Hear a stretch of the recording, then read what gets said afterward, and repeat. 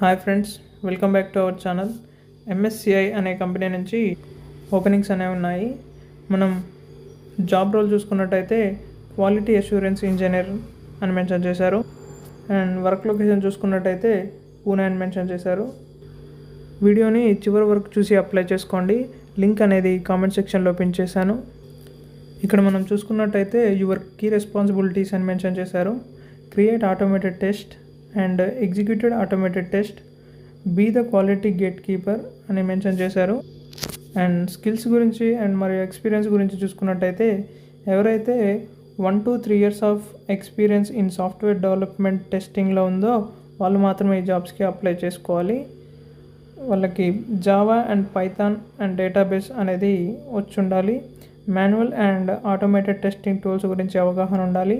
Cloud computing గురించి కూడా అవగాహన అనేది ఉండాలి. ఇక్కడ